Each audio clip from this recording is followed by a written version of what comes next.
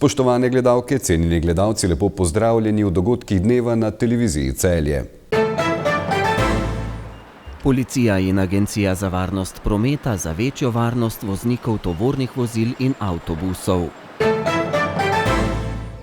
Laški muzej bogatejši za nove prostore. V Celju so se tudi letos ob obletnici njegove smrti poklonili Karlu Destovniku Kajuhu. Igralci Dobovca šestič postali pokalni prvaki v futsalu. Policija je skupaj z Agencijo za varnost prometa minuli teden izvajala nacionalno preventivno akcijo za večjo varnost voznikov tovornih vozil in avtobusov.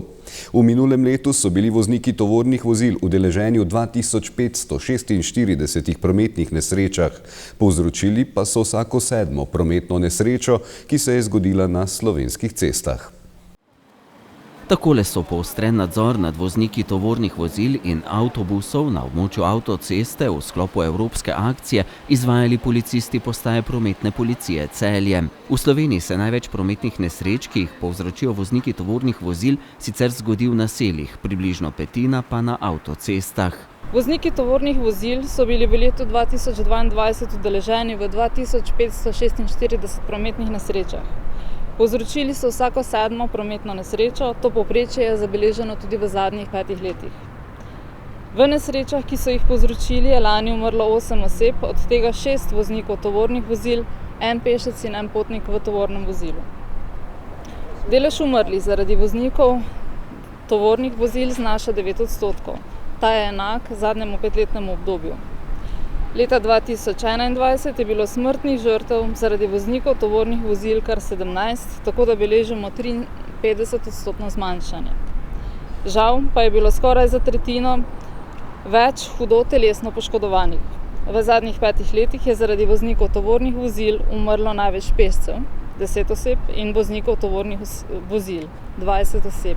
Po kriteriju smrtnih žrtev zaradi voznikov tovornih vozil je Slovenija v vrhu. Med letoma 2017 in 2019 so zabeležili 10,5 umrlih na milijon prebivalcev, evropsko povprečje pa je 7,3. Pri nadzorih tovrstnih vozil smo pozorni predvsem na čas trajanja vožnje, obvezne počitke, odmore teh voznikov, seveda tehnično brezhibnost vozil, preverjamo pa tudi listine tovora, ustrezno naloženost in pripetost tovora in pa seveda psihofizično stanje voznikov tovornih vozil. Pozorni smo tudi na pripenjanje voznikov in potnikov v teh vozilih in pa seveda na uporabo bodisi mobitela ali kakih drugih motečih elementov, ki vplivajo na varno udeležbo teh udeležencev v cestnem prometu. Zadnje poročilo Evropske komisije iz leta 2021, ki se nanaša na stanje varnosti prometa tovornih vozil in avtobusov, izpostavlja, da je v Evropski uniji 14% smrtnih žrtev zaradi voznikov tovornih vozil. Največ smrtnih prometnih nesreč se zgodi med letom v času dneva in na avtocestah. Tovorni promet na slovenskih cestah in avtocestah narašča, med kršitelji pa je tudi vse več tujcev. Po zadnjih podatkih že preko 40%. Voznike tovornih vozil in avtobusov opozarjam, da gredo na pot ustrezno psihofizično spočiti, pripravljeni, da ob najmanjših znakih utrujenosti prekinejo z vožnjo, se ustavijo, popijejo kavo, bodisi tudi zaspijo, če je potrebno. Pomembno je, da vozijo na ustrezni varnostni razdalji, kar predvsem na avtocestah in hitrih cestah med vozniki tovornih vozil ni vedno pravilo. Marsikdaj se očitno ne zavedajo, kako nevarno je to početje in sploh v lanskem letu beležimo ogromno prometnih nesreč z najhujšimi posledicami zaradi prekratke varnostne razdalje. Seveda pa na koncu želim poudariti seveda ponovno to uporabo mobitela, računalnikov, drugih motečih sredstev v kabini. To je v vozilih, ki tehtajo 40 ton, zelo nevarno početje.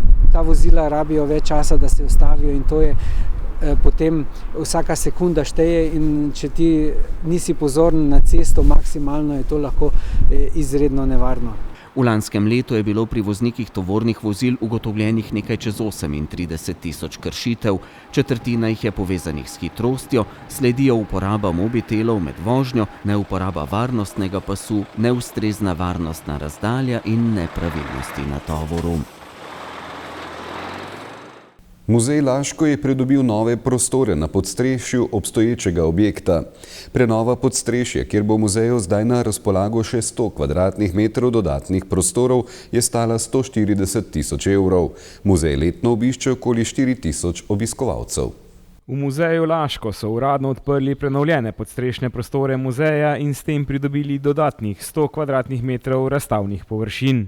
V depoju muzeja Laško je bilo ogromno stvari, bil je pravi konglomerat različnih stvari, zaradi tega, ker v preteklosti je muzej dejansko zbiral vse, kar je bilo. Ker pa ni bilo ustreznega prostora, se je večina teh stvari hranila v depoju, v škatlah. In stari Laščani so večkrat spraševali, kje so te stvari, jih lahko vidimo, zaradi tega, ker so jih poznali iz prejšnjega muzeja. No in s tem, ko smo odprli ta novi prostor, prenovljeni prostor, smo pridobili mesto, kjer zdaj lahko to razstavimo. Nekako smo zasnovali na ta način, da smo res dali poudarke iz same zbirke, torej nekaj orožja, nekaj knjig, potem nekaj meščanskih stvari, kajti v samem mestu je bilo meščansko prebivalstvo, medtem ko na podeželji pa seveda kmečko prebivalstvo, tako da je v muzeju tudi veliko etnografskega materiala. Kot še dodaja, je največja vrednost novega prostora in seveda eksponatov v biserih, ki so shranjeni v muzeju, pa jih drugi muzeji nimajo.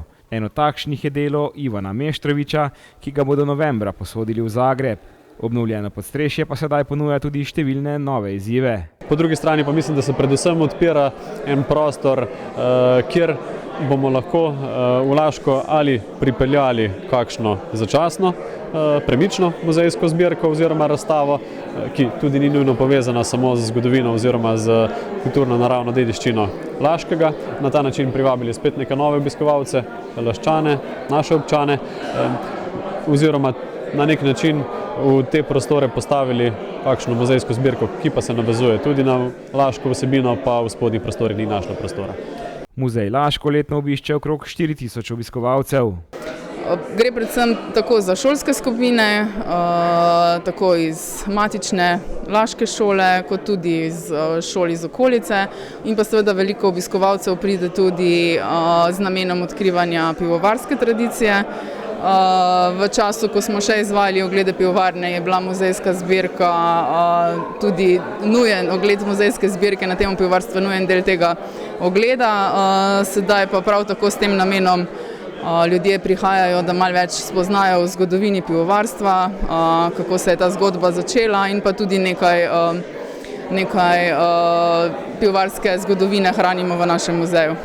In kateri eksponati so našim trem sogovornikom najljubši? To je pa težko reči, no.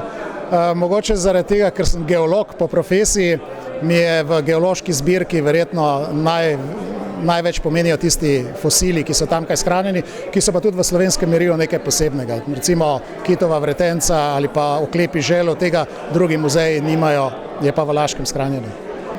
Po mojem te keramične ploščice in ta keramika, ki je sedaj na voljo. Se pravi stol zelenega carja in sicer to ni tako, bom rekel, zgodovinsko, kronološko zgodovinsko artefakt, ki bi segal ne vem koliko 100 leti nazaj, je pa en del, ki je praktično del tudi moje zgodovine, delovanja še prej v študentskih časih, in če gledamo na to, da je pa Laški akademski klub z najdaljšo zgodovino prirejanja akademskih plesov v slovenskem prostoru, je to en tak artefakt, ki bo tudi v prihodnosti še našel prostor, ne samo v muzeju Laškem, ampak tudi v slovenskem prostoru. Pred posegom je bilo podstrešje golo in namenjeno skladiščenju predvsem teh predmetov, ki jih sedaj lahko opazujemo na razstavi. Vrednost investicije je znašala nekaj manj kot 140 tisoč evrov, nekaj denarja je primaknilo tudi Ministrstvo za kulturo. Lani decembra je minilo 100 let od rojstva Karla Destovnika Kajuha, zato je vlada letošnje leto razglasila za Kajuhovo leto. V Celju so se ob včerajšnji obletnici njegove prezgodnje smrti, kot je to vsakoletna tradicija, spominu nanj poklonili pred njegovim kipom, ki stoji ob prvi gimnaziji v Celju. Slavnostni govornik je bil župan mestne občine Celje Matija Kovač. Dogodek ob celjskem spomeniku Karlu Destovniku Kajuhu vsako leto pripravi Združenje borcev za vrednote NOB Celje, k pripravi programa pa vsakič znova pristopijo dijaki prve gimnazije v Celju, ob kateri spomenik tudi stoji in ki pogosto nosi ime Kajuhova gimnazija. Kajuh je nekaj, kar bi morali vsi nositi, kot sem povedal, v svojih srcih, zato ker nam je dal dovolj misli, dovolj, bi rekel, enega čustvenega gradiva za gradnjo domoljubja. Da se pripravljamo in da smo pripravljeni na to, da to, kar so naši predniki v zadnjih desetletjih, stoletju, če hočete, izborili, ohranimo.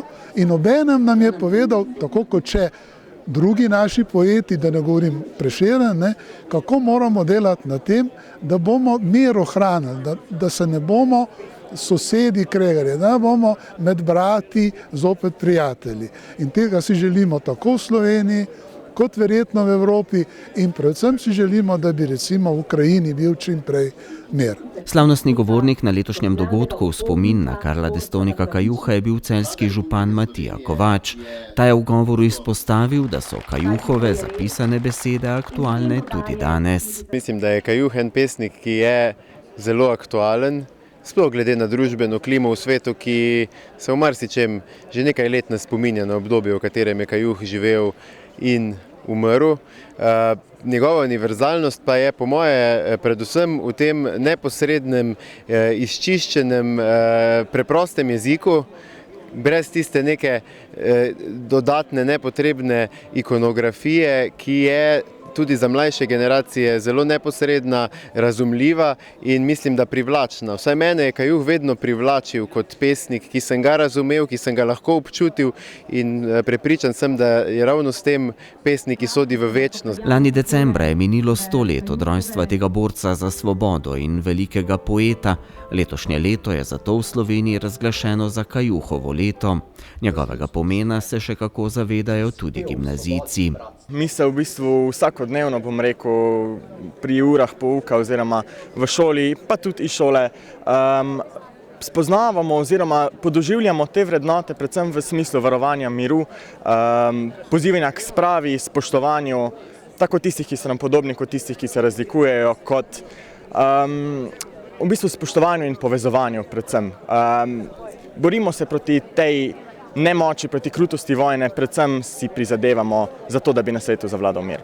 Ob Kajuhovem spomeniku so postavili gostujočo razstavo, ki je nastala pod okriljem občine Šoštanj, izšel pa je tudi strip o Kajuhu. Jaz sem prav vesel, da Kajuhova gimnazija v Celju ohranja Kajuhovo ime, pa ne samo ime, ampak njegovo tradicijo, njegovo delo, literarno delo. Naprej na gimnaziji se dogaja en kup zanimivih stvari v zvezi s Kajuhom, krasen pevski zbor, krasni recitatorji, literarno, novinarsko društvo. Tako da jaz sem prav vesel, da mladi z interesom to počnejo in da v bistvu oni govorijo o tej šoli kot o Kajuhovi gimnaziji, ne? Čeprav nikoli uradno ni imela tega imena, ampak vsi so nekako Kajuhovci. In gre za to, da mi v letošnjem letu, ko je 100-letnica oziroma Kajuhovo leto, poskušamo Kajuha ravno približati mladim. In smo recimo včeraj prav v Ljubljani predstavili strip Zorana Smiljaniča in Marjana Pošavca o Kajuhu. In ta strip bo verjetno gimnazijcem oziroma dijakom še bolj približal Kajuha. Kajuh je v svojem kratkem življenju, umrl je v napadu nemških vojakov, star komaj 21 let, zapustil ogromno dediščino več kot 150 pesmi, od katerih jih je do danes že več kot polovica tudi uglasbenih. Leta 1953 so ga razglasili za narodnega heroja.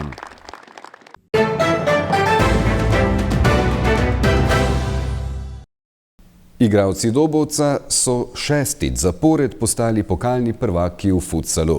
V finalu pokala Termo Olimia so po četrtku s kar 9-1 premagali Dobre Polje, ki je prvič igralo na zaključnem turnirju. Dobovec je v polfinalu šele po streljanju 6 metrov z 11-10 premagal Siliko iz Vrhnike. Igralci Dobre Polja pa Bronx iz Škofij 4-2. Pred okrog 300 gledalci v športni dvorani v Podčetrtku so igralci Dobovca finalni obračun odločili že po praktično 8 minutah igre, ko so po zadetkih Matoševića, Pasaričeka in Ehvarja vodili s 3-0. Varovanci Kujtima Morine so v polčasu vodili s 5-1. V nadaljevanju pa še 4-krat zatresli mrežo Dobrepolja za končno visoko zmago z 9-1. Dobovec je tako v svojem 6. pokalnem finalu še 6. osvojil pokalno lovoriko. Ekipa je najbitnija, kompletan tim od prvog do zadnjeg igrača. Kažem, na neki način smo... Za uspeh je zaslužno celotno moštvo, od prvega do zadnjega igralca. Trdo smo delali, da smo prišli do tega. V letošnji sezoni smo šli skozi vzpone in padce, sploh v zadnjem obdobju v mesecu januarju. To je moč tega moštva, ki se je dvignilo nad vse skupaj in prišlo do 6. pokalne lovorike. Želel bi čestitati vsemu klubu. Letvico uspehov nenehno dvigujemo. Izpolnili smo šele prvi letošnji cilj. Zavedamo se, da lahko igramo še veliko bolje. Dižemo samo te granice sve više i više i dalje imamo tu glad za osvajanjem pehara. Međutim, opet kažem, napravili smo prvi cilj sezone i nastavljamo dalje. Svjesni smo da ovo nije naše najbolje izdanje, da možemo još puno više i tako ćemo se postaviti za nastavak sezone. Kljub porazu v finalu so bili v taboru Dobrepolja že z nastopom na zaključnem turnirju zelo zadovoljni. Malo smo se ustrašili takoj prvakov, serijskih prvakov. Imamo zelo mlado ekipo in mislim, jaz ne iščem izgovorov, seveda, to je za nas velik uspeh. Velik uspeh, največji v klubu in mi smo zelo ponosni, ampak lahko bi mislim, da mogoče malo bolje začeli, malo bolj pogumno. Ne vem, če bi bilo kaj drugače, ampak vseeno. Meni je super. Bilo je naporno, rezultat ne laže. No. Začeli smo slabo, med polčasom smo se zmenili neke stvari v garderobi, drugi polčas, vsaj kar se pristopa tiče, je bil boljši. No. Potrudili smo se, so precej boljši, mi smo zadovoljni s tem, da smo prišli do finala. Čestitamo Dobovcu, super ekipa. Prehitro so povedali, v bistvu, če bi ostali te časa vsaj blizu, bi bila tekma mogoče malo drugačna, mogoče ne tudi končni rezultat, ampak nažalost je tako, kot je. Mi smo lahko, kot sem rekel, ponosni na to, kar smo dosegali in gremo dalje. Kljub temu, da imajo v državnem prvenstvu pred Dobrepoljem visoko prednost, so igralci Dobovca finalno pokalno srečanje vzeli maksimalno resno.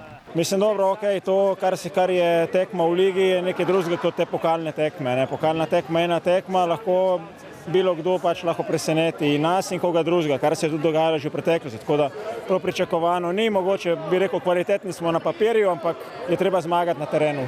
Eden najbolj izkušenih udeležencev zaključnega turnirja, Kristjan Čujec, je bil po turnirju prepričan, da je tokratni zaključni pokalni turnir nov dokaz, da je slovenski futsal v vzponu. Mislim, da je pač videti, da se futsal dviguje. Na pokal je vsako leto težje osvojiti in mislim, da je to ta prava smer. Igralce Dobovca v nadaljevanju sezone čaka odločilni del državnega prvenstva. Po odigranih 18 krogih ima Dobovec pred drugovrščenim Silikom točko prednosti. Rokometaši Celja Pivovarne Laško so v predzadnjem krogu skupinskega dela lige prvakov 27-39 izgubili proti Kilu. Celjane v nedeljo čaka derbi domačega prvenstva proti Gorenju. Še ena zelo težka tekma je za nami v tem obdobju, v tem mesecu februarju. Enostavno zaslužena zmaga Kila na današnji tekmi. Bili so boljša ekipa od samega začetka, oni so bili absolutni favoriti, enostavno naše misli so na tej tekmi, kar nas čaka v nedeljo. To, kar je najbolj pomembno v tem trenutku, da nimamo poškodovanih igralcev, da so igralci niso preveč utrujeni bili na naši tekmi, da smo rotirali cel čas. In enostavno to, kar se je zgodilo danes, mogoče ni realnost, kar se tiče 12 golov razlike, ampak enostavno moramo biti realni v tem trenutku, da je Kil vrhunska ekipa. Nič nam preostaja, da se lepo vrnemo domov, da se spočijemo in da se čim bolj pripravimo za to tekmo, ko nas čaka v nedeljo. Ja, danes smo imeli kar dosti težav v sami obrambi, prihajali so do dosti lahkih zadetkov. Malo smo prekinjali njihovo igro, v napadu smo imeli dosti težav, Niklas je branil neverjetno in enostavno pokazali so, zakaj so ekipa, ki spada v vrh Evrope. Zdaj nas čaka v nedeljo še ena izredno pomembna tekma, tako da glave gor in se vidimo v nedeljo v Zlatorogu.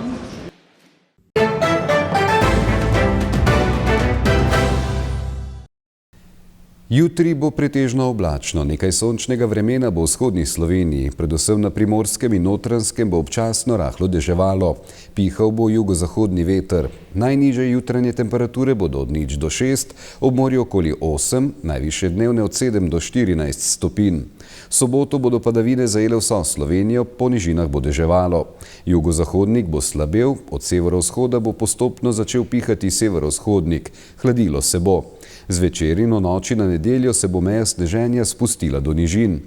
V nedeljo bo oblačno, občasno bo rahlo snežilo, pogosteje jugovzhodni Sloveniji. Na Primorskem bo pihala zmerna do močna burja, drugod severovzhodni veter.